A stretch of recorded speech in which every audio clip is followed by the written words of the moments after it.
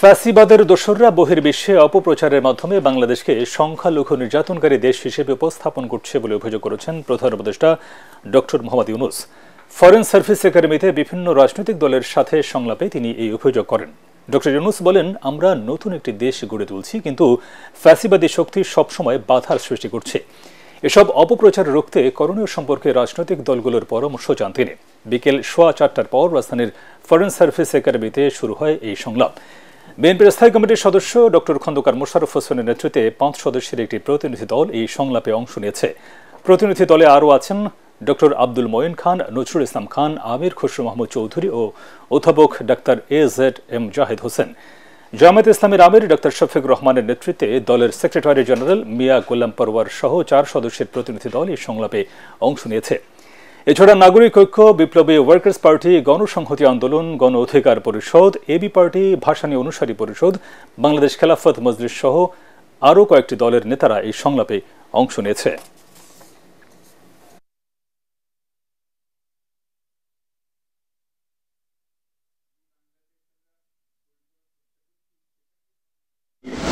আরেক বাংলাদেশের কাহিনী তারা রচনা করে ফেলছে এবং সারাক্ষণ এটা নানা রূপরেখা তারা দিয়ে যাচ্ছে। এবং এটা যে শুধু এক দেশের মধ্যে সীমাবদ্ধ রয়েছে তাও নয়, বিশেষ বিশেষ বড় বড় দেশের মধ্যে এটা ছড়িয়ে গেছে। যেহেতু আমাদের এই বিরাট অভ্যুত্থান যার পছন্দ হয়নি, যাদের পছন্দ হয়নি, তারা এটাকে মুছে দিতে চায়, আড়াল করতে চায়, এটাকে নতুন ভঙ্গিতে দুনিয়ার সামনে পেশ করতে চায়। আমাদের এখানে একটা ভয়ঙ্কর কাণ্ড হয়ে গিয়েছে, সেই ভয়ঙ্কর কাণ্ড থেকে আমাদেরকে রক্ষা করতে হবে, তারা রক্ষার জন্য এগিয়ে আসতেছে। তো সেটা মিথ্যা প্রমাণ করা এবং বাস্তবকে সেখানে প্রতিষ্ঠিত করা, সেটার জন্য আমাদের সবাই একজোট হতে হবে। কারণ এখানে কোনো বিশেষ রাজনৈতিক মতবাদের বিষয় না, জাতি হিসেবে আমাদের অস্তিত্বের বিষয়। দেশের স্বাধীনতা সার্বভৌমত্ব রক্ষায় অন্তর্বর্তী সরকারের জাতীয় ঐক্যমত্যের আহ্বানে সাড়া দিয়ে একসাথে কাজ করার ঘোষণা দিয়েছে সব রাজনৈতিক দল। প্রধান উপদেষ্টা ডক্টর মোহাম্মদ ইউনূসের সাথে বৈঠক শেষে আইন উপদেষ্টা ডক্টর আসিফ নজরুল সাংবাদিকদের একথা জানান। এলো ভিশন মুশকিল আসান অফার। যে কোনো ব্র্যান্ডের পুরনো ফ্রিজ নিয়ে চলে আসুন ভিশন শোরুমে আর নিয়ে যান নতুন ভিশন ফ্রিজ 20% পর্যন্ত ছাড়। সবাই একত্রে বাংলাদেশের সার্বভৌমত্ব, অস্তিত্ব, স্বাধীনতা এবং মর্যাদা রক্ষার প্রশ্নে সবাই ঐক্যবদ্ধ থাকার ঘোষণা দিয়েছেন এবং ঐক্যমত জানিয়েছেন। ভারতে যে বাংলাদেশ বিরোধী বিভিন্ন তৎপরতা চলছে, বাংলাদেশের উপ হাইকমিশনে হামলা, বাংলাদেশ বিরোধী প্রচারণা, বাংলাদেশের অভ্যন্তরীণ ব্যাপারে হস্তক্ষেপ, এসবের তীব্র নিন্দা জানানো হয়েছে এবং ভারতের এই সমস্ত পদক্ষেপের বিরুদ্ধে বর্তমান সরকারের যে আত্মমর্যাদাশীল এবং সাহসী ভূমিকা তার প্রশংসা করা হয়েছে এবং সরকারের সাথে সলিডারিটি প্রকাশ করা হয়েছে।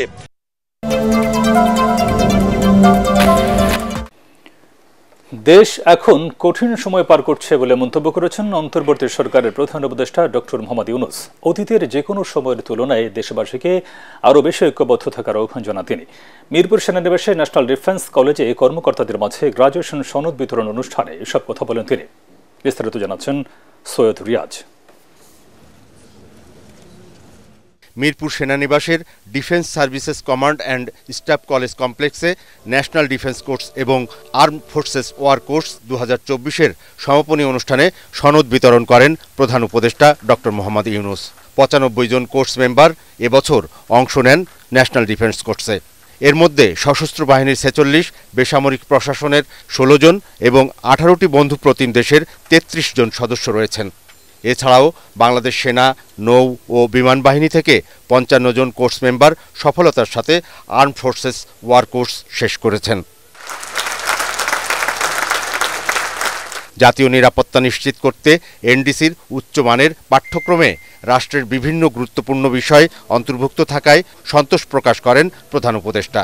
তিনি বলেন, বর্তমান বিশ্ব পরিস্থিতির কারণে রাষ্ট্র ও জনগণের স্বার্থে সবাইকে ঐক্যবদ্ধ থাকতে হবে। Global challenges do not belong to any one nation alone. They need multilateral efforts to overcome. The global problem solving must therefore rely on cooperation, not conflict. জাতীয় ও আন্তর্জাতিক ক্ষেত্রে সশস্ত্র বাহিনীর ভূমিকায় প্রশংসা করে ডক্টর মোহাম্মদ ইউনূস বলেন, শান্তিরক্ষা মিশন সহ জনহিতকর কাজের জন্য দেশের প্রতিরক্ষা বাহিনীর ভূমিকা বিশ্ব দরবারে স্বীকৃত। Your contributions to global peace to the United Nations is internationally acclaimed. I want to give you a big applause for your role, international role. Syed Riaz, ATN Bangla, Dhaka.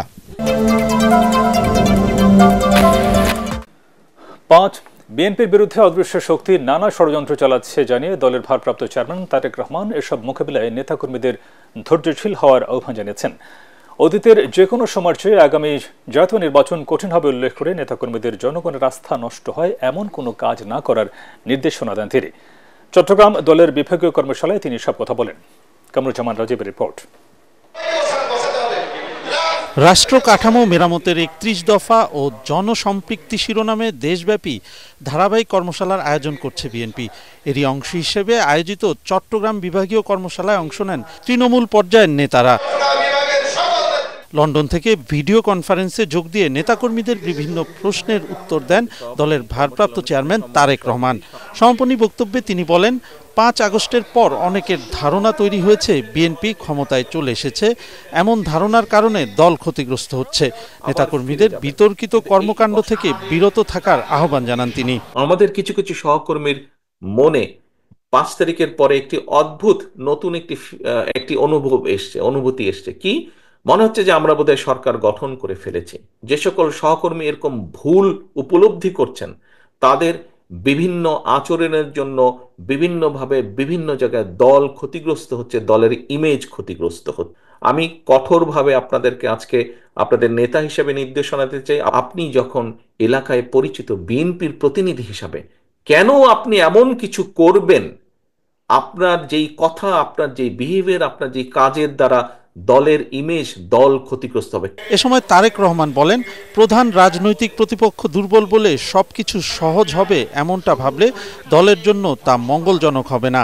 যদি আমাদের প্রধান রাজনৈতিক প্রতিপক্ষ থাকতো, মাঠে থাকতে পারত, সেক্ষেত্রে নির্বাচন যতটুকু কঠিন হতো, আমি মনে করি নির্বাচন আগামী দিনে আরো কঠিন, তারা দুর্বল হয়ে যেতে আরো কঠিন। এখানে অনেক ষড়যন্ত্র চলছে এবং অনেক অদৃশ্য শক্তি আপনার বিরুদ্ধে কাজ করছে। মানুষ আপনাদেরকে ক্ষমতা দেবে না, আপনাদেরকে দেশ পরিচালনার সুযোগ দেবে। দুটোর মধ্যে পার্থক্য আছে, পার্থক্যটা বুঝতে হবে। ক্ষমতায় ছিল পলাতক স্বৈরাচার, ক্ষমতা ছাড়া কিচ্ছু বুঝতো না বলেই দেশের মানুষের জন্য কোনো কাজ করেনি।